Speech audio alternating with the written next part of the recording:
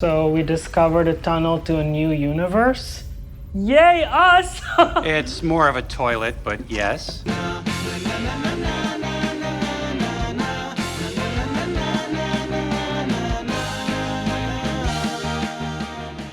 Hey.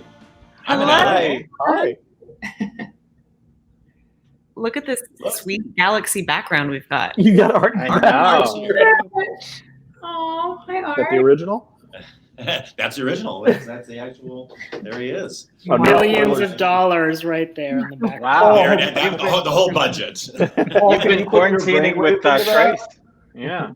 Yes, exactly. Who do we have here? Oh my goodness! Oh, it's so good to see you. I can't see with my glasses on. That's the problem.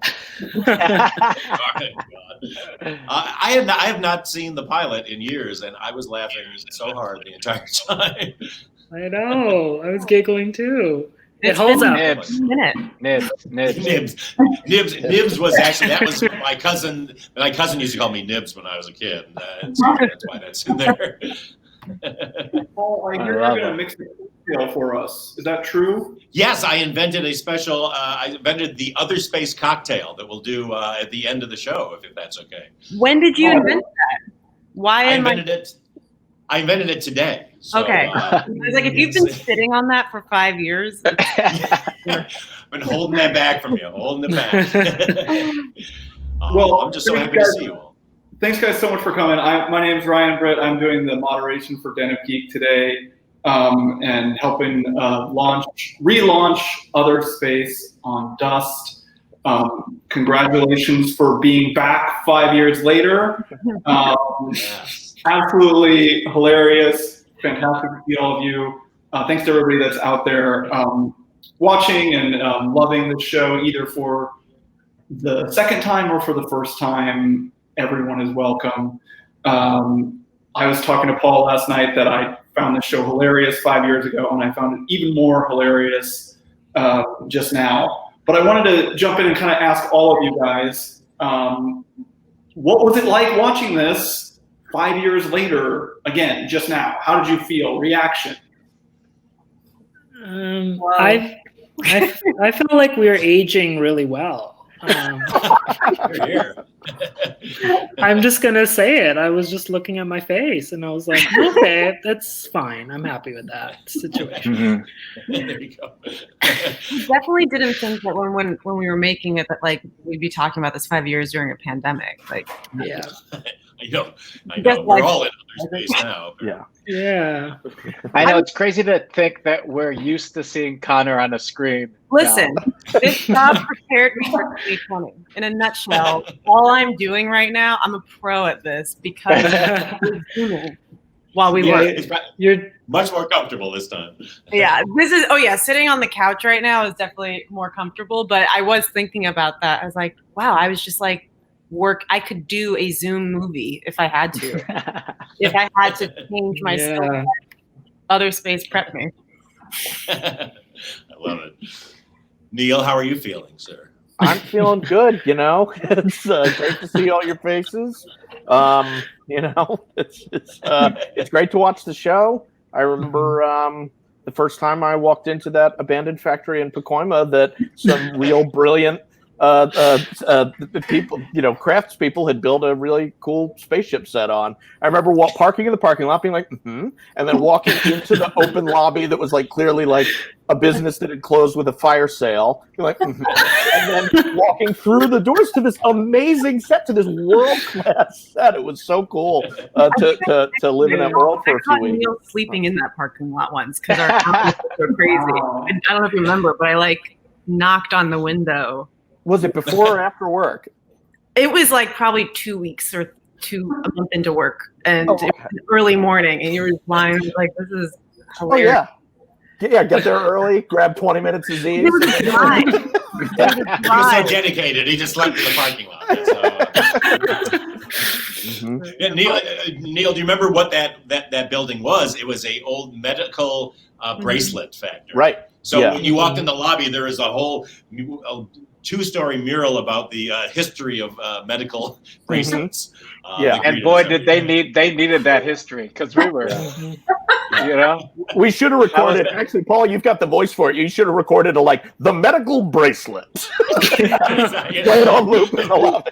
Since 1950, helping to identify cadavers. So we're gonna start taking some questions from all the folks out there. We're doing this, everybody's doing these virtual panels as well as we can. Those will start rolling in on the screen, and so if you see your question pops up, I will get to it as soon as it pops up on the screen. We can only do a few of them. We've only got a little bit of time, but one question I wanted to ask, because you guys were talking about living in that world for so long, or for the time you did the show, is I gotta know, are those spacesuits comfortable? I know.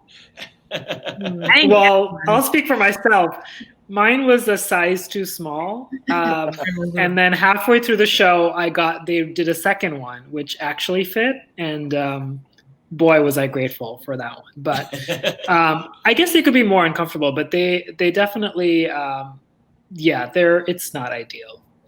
Yeah, We're on a there's very nothing. limited budget. Yeah, and nothing like very tight and very white uniforms. So, A, you're never gonna go to Crafty because you can't eat anything, and then B, you can't spill anything on yourself. So it was but they look good. They look good, yeah. And they wash them look I really think good. every night. They used to dry clean them every night, so they were snug. Just when you broke them in, they were snug. They're also. I remember that stage being very hot too. I think you guys were kind of sealed in polyester too. That's right. Yeah. So we have our first question from the audience. Is from Liz R. It says, "What was the most fun episode to film?" And this question may be answered by looking at Paul's screen. She's asking, "Where can I get a life-size art?" Right there. The only one is sitting right here. But what was the most fun episode to film? I have my opinions of my favorite one, but for you guys, what was the most fun episode to film? Gosh, have you guys ever worked on a project and then done press 5 years later? You have to really jog that memory.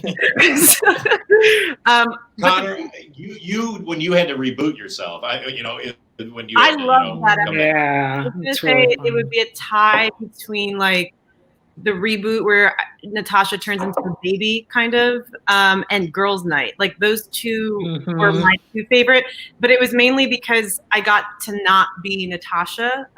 So it felt like there was room to play in a different way. So I would say, I remember Bess and I talked about this the other day, but when Natasha's in the room and she's talking like a baby, but she's still a robot. And Girls Night, when she just lets loose and she's the only one who can drink and have fun. It was just fun to play that. So for me personally, those are my I know you said one, but I'm greedy and I'm picking two. Two's good. Yeah. I mean, Bess was the one we just watched the most fun one for you, maybe because you got to briefly take over the ship. Karen thinks she's taking over the ship in all of the episodes.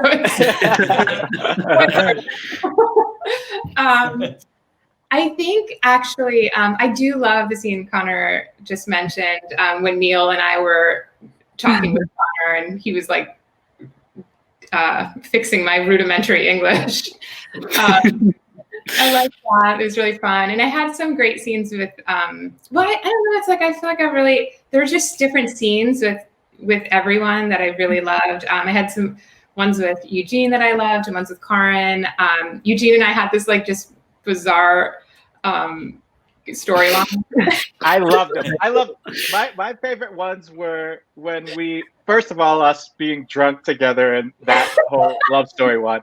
But also, I still remember the way that Bess would slap me for the slapping, lawyery one. And just slap and then caress was so off-puttingly delicate that I was like, me as a human being, do I like this? Or is this weird?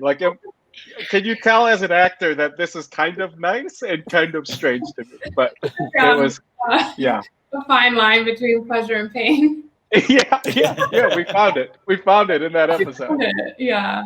I think my favorite one to watch was where they built, because we didn't do this a lot, they built the planet set huge for you and Milana on set. Yeah. And you guys doing the scenes on that planet set where it was like years for you guys, right? Like the time was different, was so funny. And it was like a change of pace for the set. They built this cool planet set, and then to see you guys do, 7 years or whatever, 20 years of a relationship or whatever. I did love that huge beard. And then also coming back for, if we ever do any more, like, I don't have a real leg, by the way. Like, that's right. Yeah. We got it. We're all set for that. We just had an audience question from Allison Caldwell, and she was asking the question that I was going to ask. And Paul, maybe this question is squarely aimed at you, but if anybody else has inside information, that's great. But now that season 1 is on dust now, that's its new streaming home for Other Space. Can we get a season 2? Well, first of all, I have nothing but praise and thanks for Dust, because I have been working tirelessly for 5 years trying to get this show back somewhere. So the fact that we're out there, and it's not just me sharing my Tumblr link of shareotherspace.com, but there's nothing I know. I can speak for myself, and I've spoken privately with a lot of our gang here. I think we would love to do more.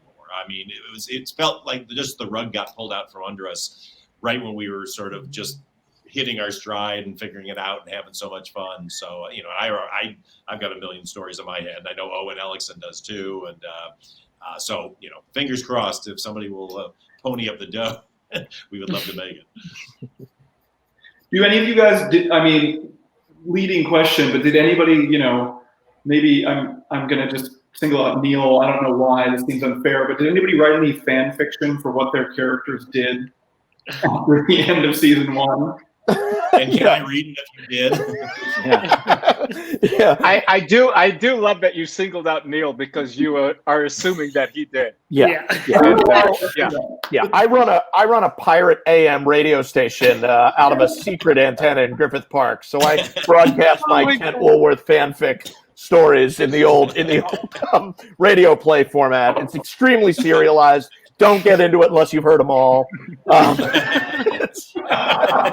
You can't catch up. You can't come in the middle. It's on 108.275 AM radio. You check it out. You're gonna have to replace some tubes in your stereo to get it, but you'll get it. It'll be good. You'll really enjoy it.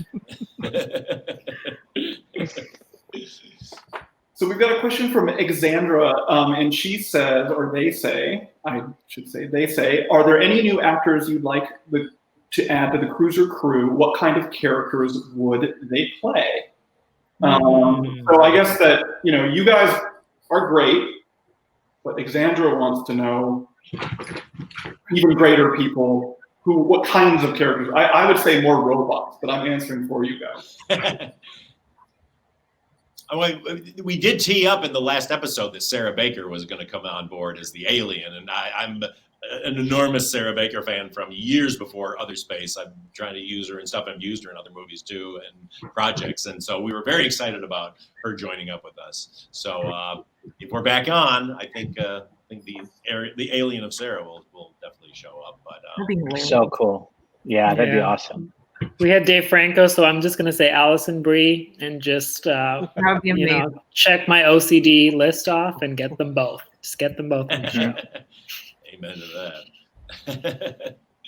I'm going to copy. I'm with you, Ryan. More robots, definitely. Yeah. Bess, I wanted to ask you, I feel like we live in this internet moment where everybody is after the name Karen. Everybody's hates the name Karen now. Was your Karen an actual Karen? How do you feel about that now? Well, Connor and I did an interview the other day, and I said that Karen is a Karen. I said in the interview, but I also want to say that, and I feel this way because now, these Karen videos are coming out every day, right? Pop culture. There's a new one every day that the whole planet is, all over. And when I watch them, I do feel sorry for these women, because when you're coming from that place, like there's so much like anger, and I feel that Karan is similar in that sense. Like there's a lot of pain, and Paul has, he generously sprinkled in some moments throughout the season, so the audience could see that she is actually deeply vulnerable and just wants to be accepted. And so I think that all of these Karens that are like, loose in the world, I think that they too, underneath that aggression, I think that they are wounded and want to be seen, They're getting seen, definitely. Yes, they are having their moment. The irony about Karan, though, is Karan is a name I've used multiple times. I wrote this young adult book series called Ignatius McFarlane Frequenaut, and the main female protagonist there is also called Karan. And for some reason, I've always been drawn to the name Karan. Now, perhaps not anymore. But I have two friends who are wonderful novelists named Karan. So I mean, there's some wonderful Karens in the world. there you go. And I happen to like Karan of Other Space because I too felt like I got the shaft on the debate team. So I feel like I relate to her. Did you get beaten out for Juliet in the school play? I did not, but close enough. Other things. So I wanted to ask you guys. We have another one from the audience. Mark Simmons says, "Did you keep any souvenirs from the set?" Apparently not the spacesuits, because you guys said those were uncomfortable. Any souvenirs that you took or kept? Yeah, I don't even think that suit would fit right now. We would have to know that we're gonna get into it I a good couple of months ahead of time. Yeah. Oh, you did? Well, you have all the stuff. Paul has all the cool souvenirs. Just like, oh my God. He's like, yeah. art wasn't enough. Let me also show you what else. Art, there's a proton pack from Ghostbusters. So, oh, man. I know. I don't have anything. I'm all about this stuff. Everything I still have some of the slime. I have some of the slime from the slime pot I was in that still, I like get it behind. Whenever you clean your ears out? No, yeah. I did. I still have a red mark from Bess's slap. No,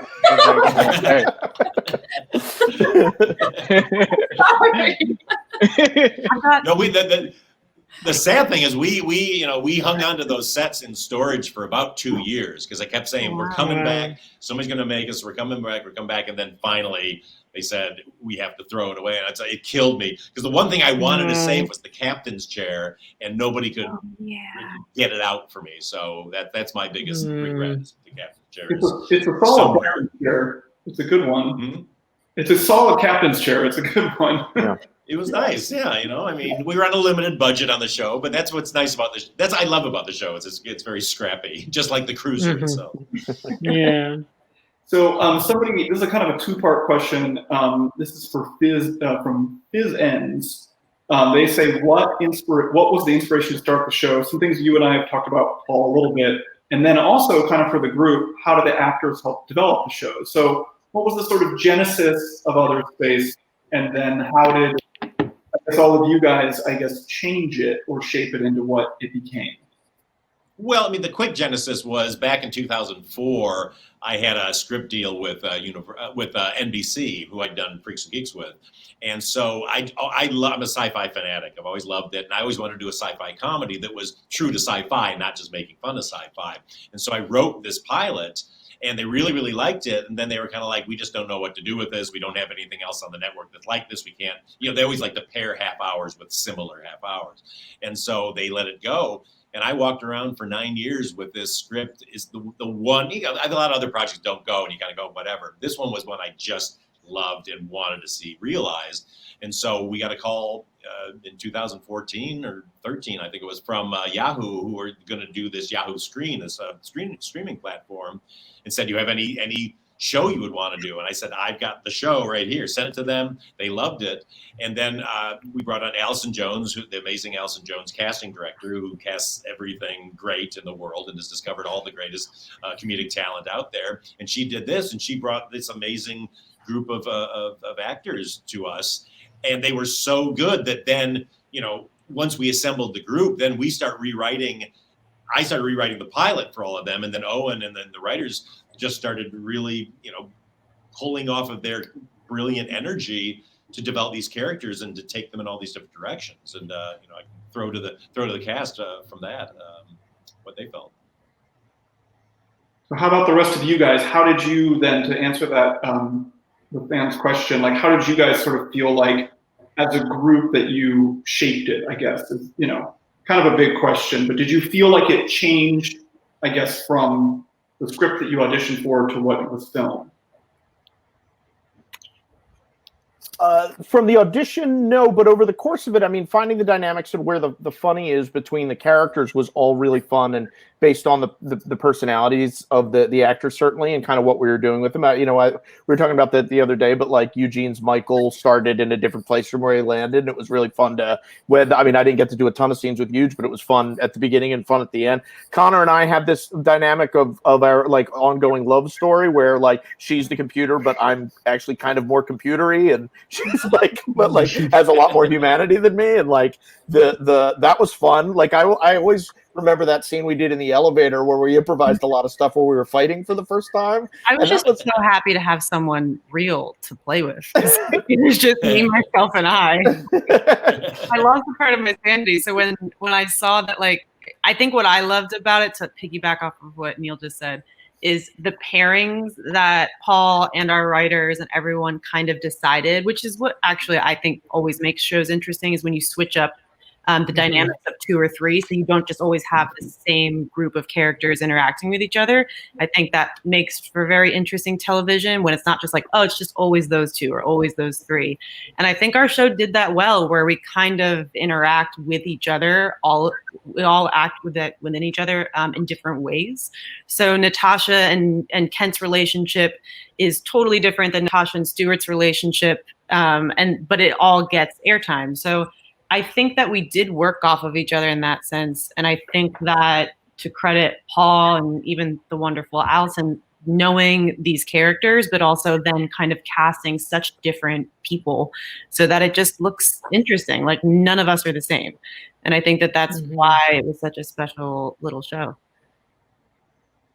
Yeah, and you guys just were such a delight. I mean, the chemistry you all had, it was fun for us going like, oh, let's pair them. What's an unexpected pairing, and that just we just fed off of that.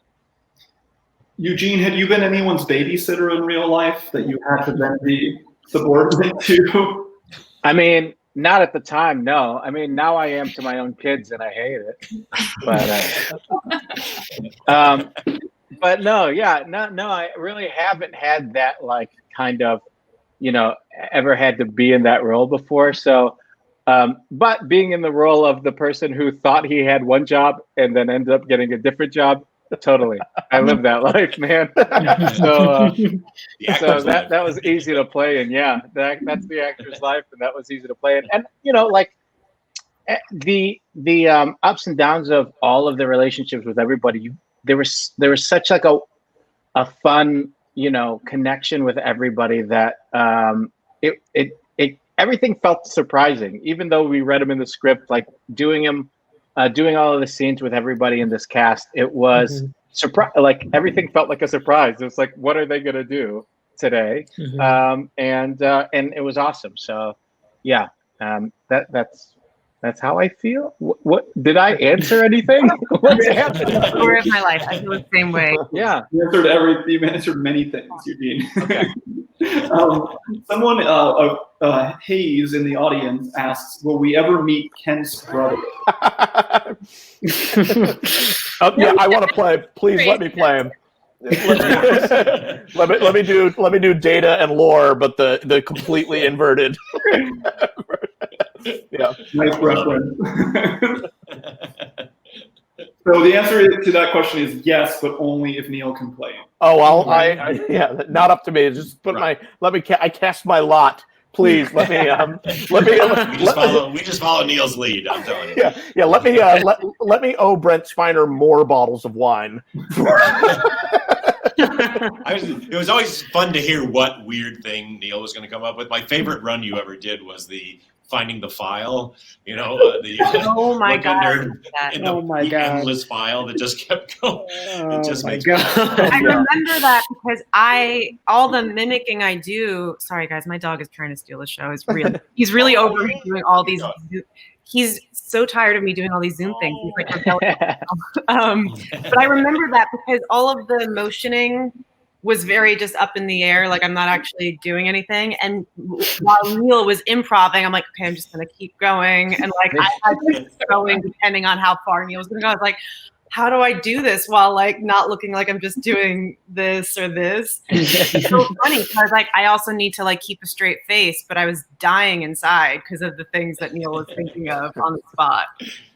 I was really great. This brings up an interesting thing that people don't know, I'm sure. Everything we shot was all live. So what Conor had to do, we had our sound stage, and then there was a stage right through a door next to us. Conor was on that set with a camera, and she was interacting, but all she had to look at was a security camera of the whole stage. So you only just had this kind of vision of just people on the set, but not what we were seeing in the audience. It was trippy because, and I also had an earwig, but the earwig had a delay, so I couldn't. So like it was an act of my imagination, but it was funny because it felt like while sometimes hard, I'm like, well, I guess this would be kind of like how Natasha saw it, is like from one point of view, and then I remember there was times where like. If it didn't really work with the lag, there was like tape marks for eye lines, which was funny. And I was thinking to myself, I'm like, well, I guess it's realistic because she's stuck in a screen. Like she wouldn't be able to feel like she was there. But it was interesting. It was like such a different experience, especially if we were doing improv, because it was to like try and catch up with that. But I'm glad that people have said it looks like I was really there, or they thought other things. That means it was worth it. Doing it, I was like, is anyone going to know that I'm like in a screen in the other room, kind of like, behind the curtain? No, because with the show, they're all such brilliant improvisers. I wanted to make sure that everything could happen live. We didn't have to overdub stuff or tape it later. Even the same with Art, with Trace, who voiced Art. Everybody was like, oh, well, when we were putting it together, like, well, so, someone will just read the lines and then he'll go in and do ADR later. It's like, no, he's got to be on the set. It has to be coming out of him so that he can improvise and they can improvise off of him. So we had Trace in the back with his microphone, and then our two puppeteers working Art. And so it could all happen in real time, and we could play around that way. And so, I mean, that energy, that's why I think the show is so funny and why everybody comes off, amazing like they are, is they got to just be pure doing what they do, pure talent, pure performance, pure funny. And I think it just made all the difference in the world to let them, so we could get that lightning in the bottle with them. Amazingly, one of the audience members had asked this exact question as you were answering it before we actually got to it. So that's a fantastic, apparently some kind of superpowers that you have. I'm going to ask you guys sort of like one last question that I'd love to get all your sort of insight on, and then we're going to have your cocktail, Paul, and we're going to toast Other Space. Karan, I also just want to say that like it's hard to be a starship captain, and I think that you are who we would all be. Even though I do think I would be more like Bess if I were on that ship. But oh wow, it's very strong of you to admit that. I respect that. Bold choice. I'm just being honest. But Eugene, I talked to you yesterday about Star Trek randomly. Now we're talking again. And so this is interesting to me because Other Space seems like it was so ahead of all the sci-fi comedy that's coming out now. We had Space Force this year, and now we have the Star Trek comedy that Eugene's in. And I wonder for you guys, and now Other Space is back, and we can watch it, and it's not only is it funny, but it's so smart and original as science fiction. So I wonder for you guys, why is funny sci-fi so necessary, and particularly now? And like, what does that mean for you guys? We're all so polite. I can call on you guys. I can call on you. Karan, you go first. Karan. I go first. Well, I just think sci-fi in general, I love anything that takes itself super seriously, because I think then you just leave that much space to make fun of it. I just feel like sci-fi stuff now, it's so much easier to do visual effects, even in the 5 years since we shot the show, and technology gets so much better that, normally comedies don't have the same budget as the drama stuff. So I think it's really cool, like, even to see the spaceship on the HBO show Avenue 5, I think it is, and to just see the level of effects, and you're like, oh, this would only be on like a Star Trek-y drama, but now we can have it. So it's really fun to be in the production value of like what would be a dramatic, like cool big show, but then to have like characters like Art that are just so silly and funny. So I think, that's really exciting about doing sci-fi comedy now, is that we can get away with things looking really good and then the content within that being really fun and silly. Because the more sort of that world can look believable, the more fun I think it can be.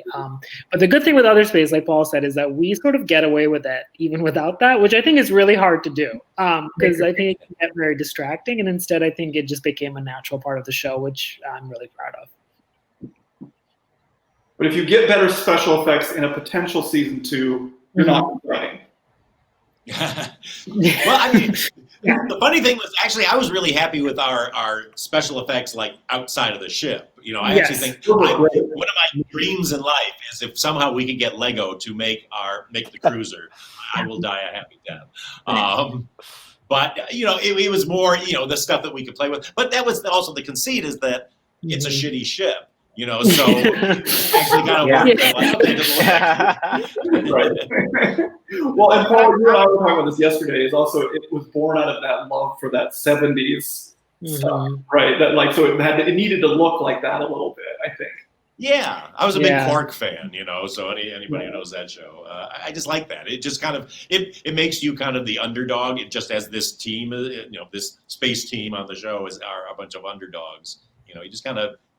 You root for them, the fact that they're stuck in this terrible place. I mean, I feel like with all of the new sci-fi comedies that are coming out, and I'm not like calling anybody out, but if anybody wants to fight me, I guess I'll fight you.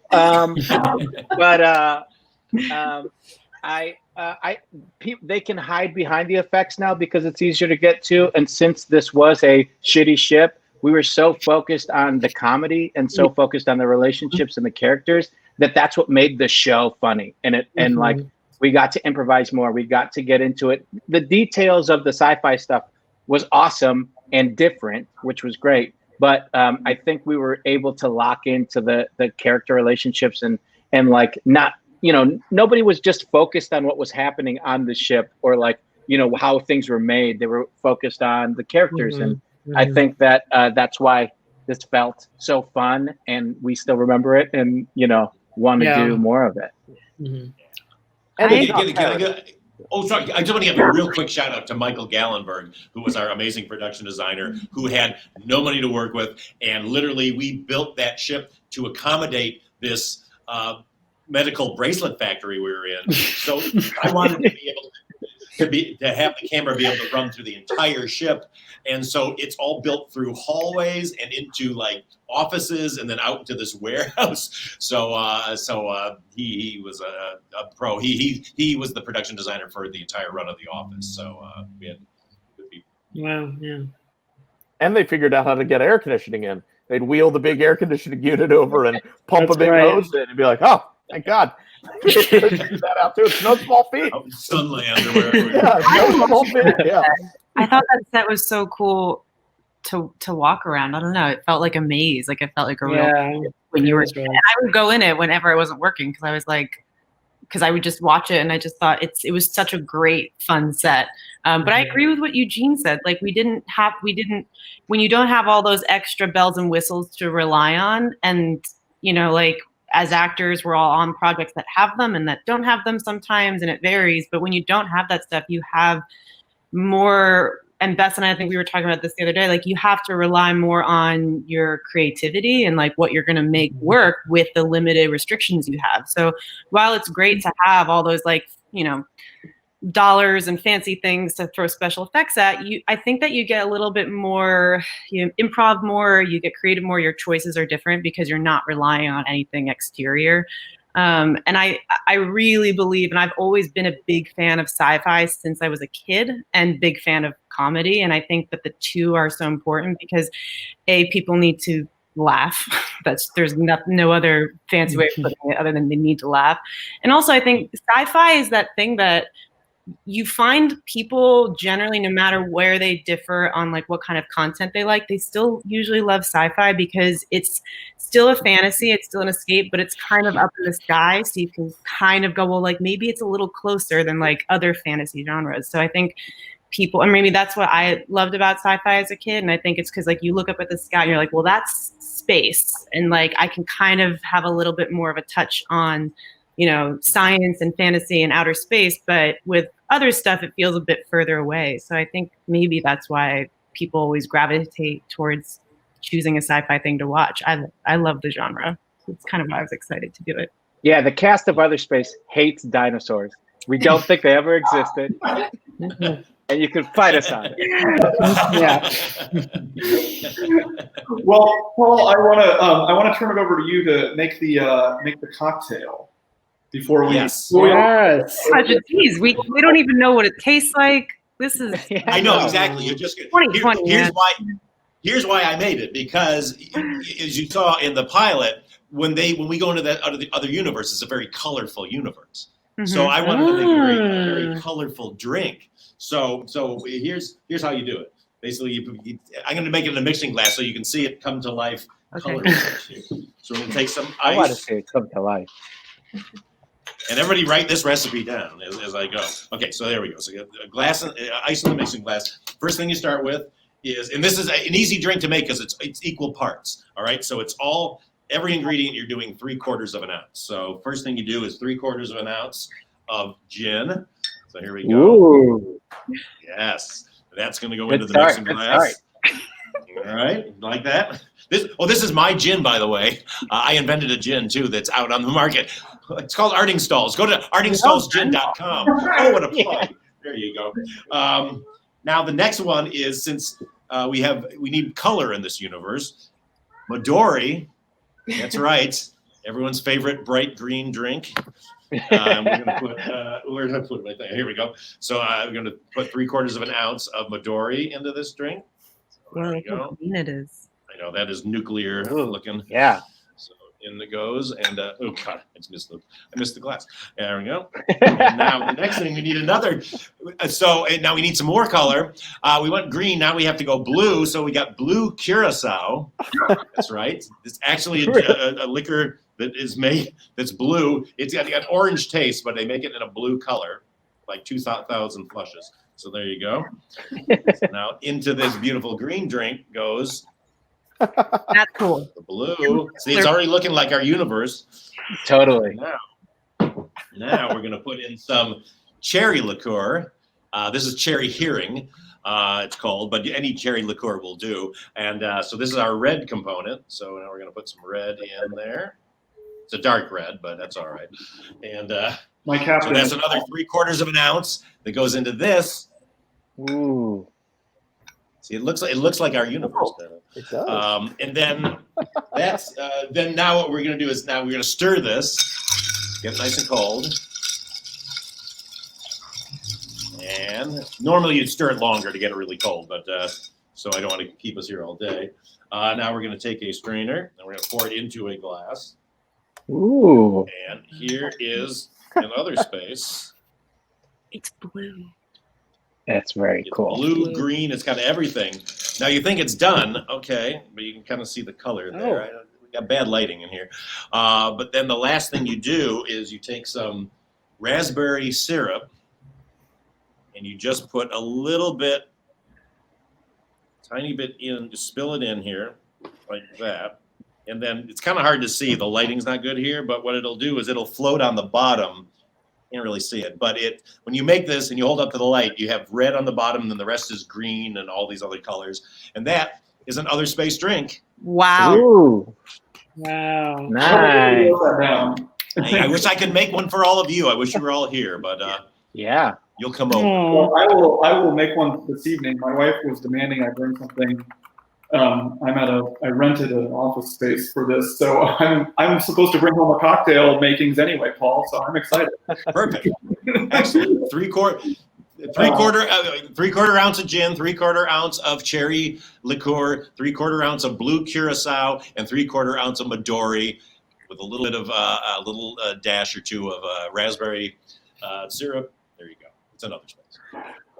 Well, we're just about out of time. Paul, thanks for sharing the cocktail with us, but more importantly, thanks for the cocktail of making the show in the first place. Thanks. I'm glad our captain returned. Thanks to all of the cast of Other Space that joined us today.